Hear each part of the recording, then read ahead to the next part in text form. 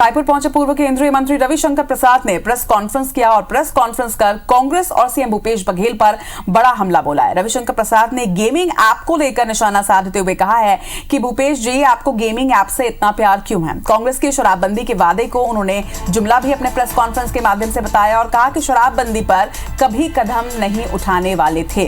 तो बड़ा हमला यहां पर बोला है रविशंकर ने और तंज कसते हुए भूपेश बघेल को गेमिंग ऐप से प्यार क्यों है ये सवाल भी पूछा। इसके साथ ही उन्होंने शराबबंदी को लेकर भी एक बार फिर से तंज कसा है। महादेव ऐप की परतें खुलेंगी तो बहुत सी बातें सामने आएंगी। चोरी में भी बड़ी ईमानदारी की बात उन्होंने कही। तो कई बयान उन्होंने दिए हैं। प्रेस कॉन्फ्रेंस आज रविशंकर प्रसाद का था और प्रेस कॉन्फ्रेंस करके पूर्व मंत्री रविशंकर प्रसाद ने किस तरह से कांग्रेस पर हमला बोला है ये उनके बयानों से ही आप समझ सकते हैं। लगातार जो बातें सामने आ रही थी उनको लेकर जिस तरह से आरोप लगाए हैं, जिस तरह से तंज कसा है। गेमिंग ऐप, आपको बता दें कि बीते दिनों कैंडी क्रश खेलता हुआ एक तस्वीर जो है, एक वीडियो जो है वो वायरल हुआ था, जिसको लेकर लगातार भाजपा जो है वो हमलावर है। और अब पूर्व केंद्रीय मंत्री रविशंकर ने भी इसी गेमिंग को लेकर यहां पर तंज कसा है और इसके साथ ही कई सवाल उन्होंने प्रेस कॉन्फ्रेंस के माध्यम से उठाए हैं। शराबबंदी को लेकर भी उन्होंने कई तंज कसे। शराबबंदी को उन्होंने एक जुमला बताया। इसके साथ ही ये भी कहा कि शराबबंदी कभी भी आप नहीं करने वाले थे। तो चाहे गौठान हो, गोबर की बात हो, शराबबंदी की बात हो या फिर कांग्रेस की सूची की बात हो, इन तमाम मुद्दों को लेकर भाजपा ने प्रेस कॉन्फ्रेंस करके कांग्रेस पर, सरकार पर निशाना साधते हुए कई बयान अपने जारी किए हैं और इसके साथ ही कई सवाल जो हैं वो सरकार से पूछे हैं। साफ तौर पर पूर्व केंद्रीय मंत्री ने यह सवाल पूछा है कि आखिर गेमिंग ऐप्स इतने पसंद क्यों हैं। तो छत्तीसगढ़ में बीजेपी को सरकार बनाने का उन्होंने दावा भी अपने प्रेस कॉन्फ्रेंस में किया। तो एक तरफ अपनी सरकार बनने का दावा, दूसरी तरफ कांग्रेस पर जमकर निशाना साधते हुए शराबबंदी को ना सिर्फ जुमला बताया बल्कि इसके साथ ही सवाल भी यहां पर उन्होंने खड़ा किया है कि आखिर गेमिंग ऐप से इतना प्यार क्यों। गौठान घोटाले को देखकर चारा घोटाले की याद आने की बात भी उन्होंने कही। इसके पहले भी कई बार भाजपा के नेताओं ने चारा घोटाले से तुलना गौठान की है और गौठान में भी घोटाला जिस तरह से किया गया ये आरोप उनका लगाना है।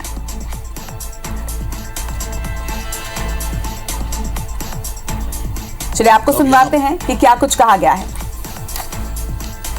एक भक्त जो हैं वो भूपेश बाबू से बहुत नजदीक है, उनसे भी पूछताछ की गई है।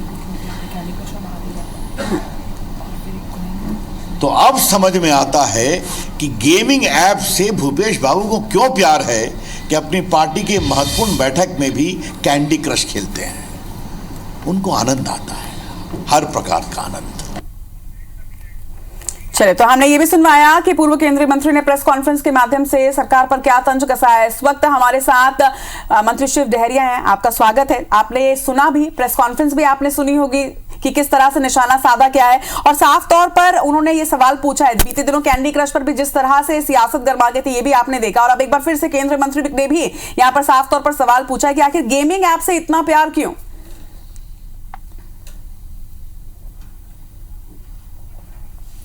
देखिए, भारतीय जनता पार्टी का काम ही है गेमिंग करने का। छत्तीसगढ़ की जनता ने नकार दिया है इनको और इनके जो जुमले की बात ये करते हैं। इनके प्रधानमंत्री जी ने कहा था कि हम 15-15 लाख काला धन लाएंगे, 15 लाख सबके खाते में डलाएंगे। बाद में इनके मंत्री आदरणीय अमित शाह जी ने खुद कहा कि ये तो जुमला है, हम किसके खाते में पैसा भेजेंगे। ये तो चुनाव के समय इस तरह की बातें चलती रहती है। 2 करोड़ रोजगार देने की बात हर साल आई थी, प्रधानमंत्री जी ने इनका कहा था और वो झूठ साबित हुआ। तो झूठ बोलने का काम भारतीय जनता पार्टी का जन्म सिद्ध अधिकार हो गया है। 5 साल इन लोग कहाँ थे? अभी जब चुनाव का समय है तब ये भारतीय जनता पार्टी के लोग आते हैं। प्रधानमंत्री जी भी 4.25 साल नहीं आए। आदरणीय अमित शाह जी का कहीं दर्शन नहीं हुआ। चुनाव जब होता है तब भारतीय जनता पार्टी के लोग आते हैं और झूठ बोलकर जाते हैं। ये इनकी संस्कृति है। ये गौठान की बात करते हैं, गोधन न्याय योजना की बात करते हैं। इनके मंत्री जी, आप ये कह रहे हैं कि वो जुमलेबाज है और वो जुमला कह रहे हैं, लेकिन उनका तो ये आरोप है कि शराबबंदी का जो वादा था सरकार का वही अपने आप में जुमला है। अपने प्रेस कॉन्फ्रेंस में भी उन्होंने ये कहा कि शराबबंदी का जो वादा सरकार ने किया था और जिस शराबबंदी के वादे को करके वो सरकार में आई है वो एक बड़ा जुमला था और उनका कभी नीयत, आपकी कभी नीयत ही नहीं रही कि शराबबंदी आप करेंगे। नहीं, शराब की दुकानों को सरकारीकरण करने का काम किसने किया? आदरणीय रमन सिंह जी ने किया। सरकार की तरफ से दारू भट्टी चलाने का काम तो निर्णय भारतीय जनता पार्टी के रमन सिंह की सरकार ने किया। हमारी सरकार ने तो उस पर कमेटी बनाई है, और कमेटी में भारतीय जनता पार्टी के लोग भी हैं। आके सुझाव क्यों नहीं देते? हम लोग लॉकडाउन की तरह यही पर तो वो हमेशा ये आरोप लगाते रहे हैं ना कि घोषणा पत्र में जब आपने एक वादा शामिल किया तो घोषणा पत्र में शामिल करने के पहले आपको ये R&D करनी चाहिए था ना मंत्री जी। घोषणा पत्र में शामिल करने के बाद अब अगर आप समिति बनाएंगे और उसके बाद रिसर्च करेंगे तो ये कैसे चलेगा? नहीं, हमारी सरकार ने 36 वादे किए थे, 35 वादे हमारी सरकार की पूरी हो गई है, एक यही रह गया है, लेकिन इस पर भी रायशुमारी हो रही है। हमारी कमेटी बनी हुई है आदरणीय सत्यनारायण शर्मा जी के नेतृत्व में, उनकी कई बैठकें हो चुकी है, और आने वाले समय में हम एकदम से कोई नोटबंदी के जैसा शराबबंदी नहीं कर सकते जिसमें कई करोड़ों लोग लाइन में लग गए, लाखों लोग मर गए। तो हमारी सरकार ने इस बात को देखा है। जब कोरोना काल था, कोरोना काल के समय जब शराबबंदी हो गई थी तो कितने लोग बाहर के जो तस्करी से जो शराब आए, बाहर से जाके पी के आए, वो मर गए। तो इस तरह से हम शराबबंदी नहीं करना चाहते हैं, शराबबंदी करेंगे। ये तो आपके वादों पर वो जवाब मांग रहे थे, लेकिन इसके साथ ही पूरा देश और पूरा देश क्या पूरा विश्व जानता है कि किस तरह से चारा घोटाला हुआ था, और हर किसी की जुबान पर अभी भी चारा घोटाले का नाम रहता है। उस चारे घोटाले की तुलना ये गौठान से करते हैं, और साफ तौर पर ये आरोप भी आज भी प्रेस कॉन्फ्रेंस के माध्यम से लगाया गया कि चारा घोटाला की तरह गौठान घोटाला जो है वो यहाँ पर किया जा रहा है, भ्रष्टाचार किया जा रहा है। अब रविशंकर जी को तो बिहार की जनता ने नकार दिया है। ऐसे लोगों को यहाँ भेजा जा रहा है, इनका क्या औचित्य है? यहाँ इनको कोई सुनने वाला नहीं है। भारतीय जनता पार्टी के लोग यहाँ आते हैं, झूठ बोलकर जाते हैं, और छत्तीसगढ़ की जनता इस बात को अच्छी तरह समझ गई है कि भूपेश बघेल जी के नेतृत्व में जो बेहतर काम हुआ है, और ये ऐसा बेहतर काम हुआ है कि उनको पूरे देश में जो सर्वे पहले नंबर का मुख्यमंत्री बने हैं। भारतीय जनता पार्टी शासित राज्यों में भी मुख्यमंत्री बहुत सारे हैं, अच्छा काम कर रहे हैं ऐसा बोलते हैं, लेकिन किसी को सर्टिफिकेट नहीं मिला। भूपेश बघेल जी को बेहतर काम करने का, पूरे देश में पहले नंबर का मुख्यमंत्री घोषित किया गया है। तो ये हमारी सरकार ने कुछ काम किया है। हमारी सरकार ने छत्तीसगढ़ की जनता का काम किया, छत्तीसगढ़ियों का काम किया है। हमने ये तो भगवान राम का नाम लेके भगवान राम पे भी राजनीति करते हैं। हमारी सरकार ने भगवान राम का भी सम्मान किया है, माता कौशल्या के नगरी का बेहतर काम किया है, राम वनगमन पर्यटन परिपथ बनवा रहे हैं, और छत्तीसगढ़ की जनता खुश है। आज किसान खुश हैं, उनको बोनस। आप कह रहे हैं कि छत्तीसगढ़ की जनता खुश है मंत्री जी, लेकिन वहां तो बीजेपी प्रेस कॉन्फ्रेंस में आरोप लगा रही है कि दिल्ली का ATM बना दिया गया है छत्तीसगढ़ को, और छत्तीसगढ़ की जनता को ठगा जा रहा है।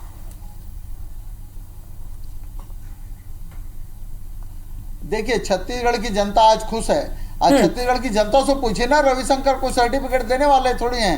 सर्टिफिकेट जनता देती है, और छत्तीसगढ़ की जनता ने सर्टिफिकेट कांग्रेस की सरकार को दिया है। 15 साल में इन लोगों ने जो भ्रष्टाचार कमीशनखोरी की सरकार भाजपा ने चलाई थी, उसको 15 सीट में बिठा दिया। इस बार के चुनाव में छत्तीसगढ़ की जनता, वो 15 सीट भी इनको नहीं मिलने वाली है। आने वाले समय में इनको घर बिठाने वाली भारतीय जनता पार्टी के लोगों को। और ये हमारी छत्तीसगढ़ की जनता, असली मालिक छत्तीसगढ़ की जनता है, छत्तीसगढ़ के मतदाता हैं, और छत्तीसगढ़ की मतदाता और छत्तीसगढ़ के मालिक ने ठान लिया है कि छत्तीसगढ़ में अब कांग्रेस की सरकार फिर बनेगी, और दिल्ली में भी राहुल जी के नेतृत्व में कांग्रेस की सरकार दिल्ली में भी बनेगी। ठीक है मंत्री जी, एक और आरोप लगा है, पहले मैं आपको वो बयान भी सुनवा देती हूँ और उसके बाद उस पर आपका रिएक्शन लूंगी। सांसद सोनी जी ने बड़ा अच्छा नाम दिया, छत्तीसगढ़ में भ्रष्टाचार भी बहुत पारदर्शी है। ये शब्द मुझे अच्छा लगा, इसलिए मैं उनको ड्यू क्रेडिट दे रहा हूं। बड़ा कारोबार बड़ा ऑनेस्ट चलता है। There is a great honesty in dishonesty. अगर मैं अंग्रेजी का शब्द का प्रयोग करूं तो चोरी में भी बड़ी ईमानदारी है। चलिए, सुना आपने कि क्या आरोप लगाया गया है सरकार पर, इस पर आपका क्या कहना है, इस पर आपका क्या जवाब है? शिवदया जी, इनके आरोप में कहीं कोई दम नहीं है। भ्रष्टाचार कमीशनखोरी की सरकार रमन सिंह जी के समय में चलती थी, और छत्तीसगढ़ की जनता ने ऐसे ही भ्रष्टाचारी सरकार को उखाड़ के फेंक दिया है। और ये अंग्रेजी यहाँ बोल रहे हैं, इनको छत्तीसगढ़ी तक तो आती नहीं, ये क्या बताएंगे? लोग इनके अंग्रेजी को समझते नहीं छत्तीसगढ़ के लोग। ये अंग्रेज लोग हैं और अंग्रेजों जैसे डिवाइड एंड रूल का काम करते हैं, फूट डालो राजनीति करो। ये भारतीय जनता पार्टी की नीति है। ये इनको पूछिए रविशंकर जी को, इनको कुछ छत्तीसगढ़ी आती है क्या? ये छत्तीसगढ़ियों का असली काम हमारा भूपेश बघेल जी की सरकार कर रहा है। इसीलिए तो हमारा नारा लगता है छत्तीसगढ़िया सबसे बढ़िया। ये इतना भी बोलने नहीं आएगा इनको, आदरणीय जो आए हैं दिल्ली वाले। तो हमारे छत्तीसगढ़ में छत्तीसगढ़ की संस्कृति चलती है, छत्तीसगढ़ की परंपरा चलती है। इनके जैसे भारतीय जनता पार्टी जैसे भ्रष्टाचार कमीशन खोरी नहीं चलती, इनको बताया जाए। ठीक है, आप भले ही आप लैंग्वेज पे जोर दे रहे हैं, लेकिन उन्होंने साफ तौर पर ये कह दिया कि बहुत ही पारदर्शी तरीके से यहाँ पर भ्रष्टाचार चल रहा है। एक और आरोप भी उन्होंने लगाया, मैं आपको पहले वो भी सुनवाती हूँ, फिर उस पर भी एक्शन आपसे लेती हूँ। भूपेश बाबू, जो हाल अजीत जोगी जी का हुआ वही हाल आपका होने वाला है, क्योंकि आपकी भी फिटिंग, सेटिंग, कटिंग बहुत कुछ उन्हीं के ढर्रे पर चलती है, कि I am the master of all, I survey. जो प्रदेश है वो हमारे साथ है, सब कुछ मैं ही सही सोचता हूं। और एक चीज अजीत जोगी से भूपेश जी ने अच्छी सीखी है। अजीत जोगी जी भी दिल्ली को फिट रखते थे अपनी पार्टी में, हाँ, और यहां तो एटीएम ही खुला हुआ है, तो क्या कहने हैं। चलिए, साफ तौर पर अजीत जोगी से कंपैरिजन यहाँ पर भूपेश बघेल जी का किया जा रहा है, इस पर आपका क्या कहना है शिव डहरिया जी? देखिए, भूपेश बघेल जी के नेतृत्व में छत्तीसगढ़ में विकास हुए हैं। छत्तीसगढ़ की योजनाओं को इनके प्रधानमंत्री तक ने सराहा है। गोधन न्याय योजना को, जिसके बारे में अभी आरोप लगा रहे हैं ना, चारा घोटाला की बात कर रहे हैं, ये जिस तरह से बिहार को खा गए, बिहार में इनकी सुनी नहीं गई, बिहार में आज इनको भारतीय जनता पार्टी को नकार दिया गया। तो ये इसी तरह के आरोप लगाते हैं, और आरोप लगाने का इनका कोई ना इनके पास कोई वजूद है, ना इनके पास कोई साक्ष्य है। भारतीय जनता पार्टी झूठ बोलती है, ये पूरे छत्तीसगढ़ की जनता जानती है।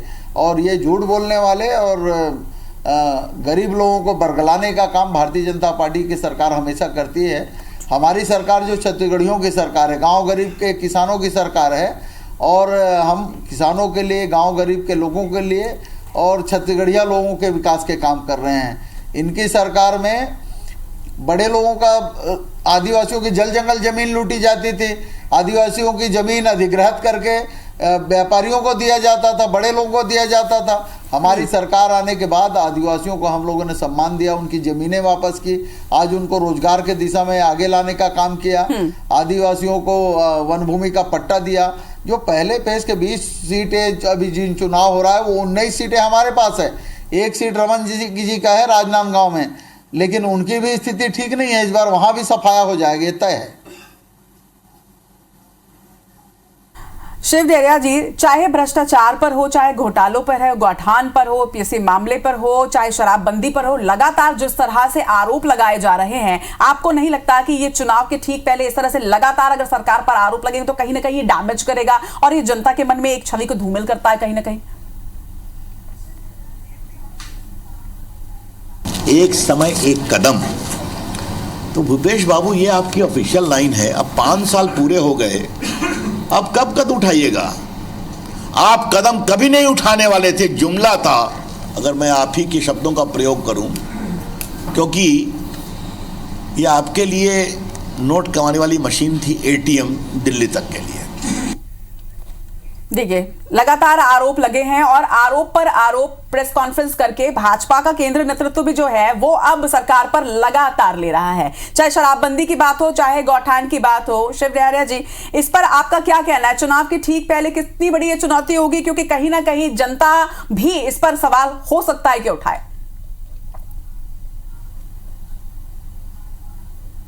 नहीं, छत्तीसगढ़ की जनता ये समझ रही है कि छत्तीसगढ़ में भूपेश बघेल जी के नेतृत्व में जो सरकार है, उन्होंने अभी तक छत्तीसगढ़ राज्य में बनने के बाद जो बेहतर काम किया, वो सबसे अच्छा काम भूपेश बघेल जी की सरकार ने किया है।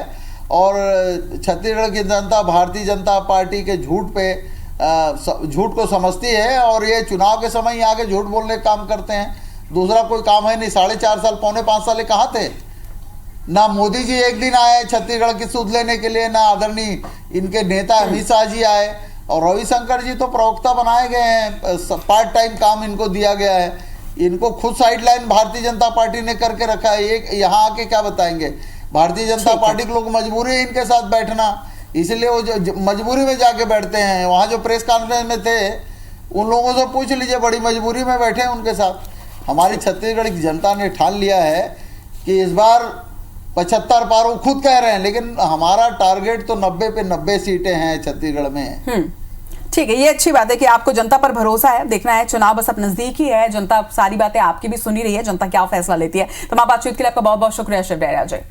तो ये थे हमारे साथ शिव डहरिया जी, जो साफ तौर पर जवाब दे रहे थे। आपको बता दें कि पूर्व केंद्रीय मंत्री ने जिस तरह से प्रेस कॉन्फ्रेंस लेकर निशाना साधा, उसके तमाम जवाब हमने आज मंत्री जी से लिए हैं। इस वक्त बढ़ेंगे आगे और छत्तीसगढ़ में नेताओं की सुरक्षा पर भी अब सियासत हो रहा है। चुनावी वक्त है और ऐसे में सुरक्षा पर सियासत नजर आ रही है छत्तीसगढ़ में। भाजपा नेता रविशंकर प्रसाद ने पलटवार इस पर किया है। कांग्रेस के आरोपों पर उन्होंने क्या जवाब दिया है ये भी आपको बताते हैं। उनका कहना है कि इनकी सरकार है, सुरक्षा आखिर क्यों नहीं देते? धर्मांतरण करने वालों को कौन सुरक्षा दे रहा है, ये उनका सवाल। नेताओं की सुरक्षा पर आपको बता दें कि कांग्रेस ने सवाल उठाए थे। इसके पहले आपको ये भी जानकारी दे दें कि दरअसल बस्तर संभाग के कई बीजेपी के जो प्रत्याशी हैं उन्हें सुरक्षा दी गई है। जिस तरह से बस्तर में कई क्षेत्रों में नक्सलवाद है, उसे देखते हुए सुरक्षा मुहैया कराई गई है। अब उसको लेकर कांग्रेस जो है वो सवाल उठा रही है और उस पर अब जवाब सामने आया है बीजेपी की तरफ से। केवल भाजपा नेताओं को ही क्यों सुरक्षा दी गई है, ये सवाल कांग्रेस ने उठाया था, जिस पर प्रेस कॉन्फ्रेंस में रविशंकर प्रसाद ने इस पर भी जवाब दिया है। कांग्रेस के आरोपों पर उन्होंने क्या कहा है ये भी आपको सुनवाते हैं।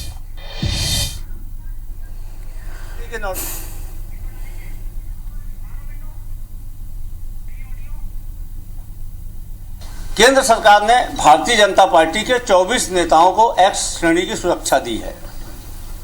यह सुरक्षा सिर्फ भारतीय जनता पार्टी के नेताओं को ही क्यों दी गई है? क्या कांग्रेस के नेताओं को, दूसरे दल के नेताओं को सुरक्षा का खतरा नहीं है? हम भाजपा को चुनौती देते हैं, क्यों न आवेदनों को सामने करें। यह सुरक्षा देने की नौटंकी छत्तीसगढ़ को बदनाम करने के लिए की गई है। अजीब बात है। मैं एक बात कहूंगा, उनकी सरकार तो है ना देने के लिए, क्यों नहीं दे देते? एक बात। दूसरी बात है कि धर्म परिवर्तन क्यों हो रहा है इतने बेशर्मी से? क्या सरकार का संरक्षण नहीं है? अब मैं अधिक विस्तार से नहीं बोलूंगा, बहुत संवेदनशील विषय है। कोई कार्रवाई नहीं होती है यहाँ पर।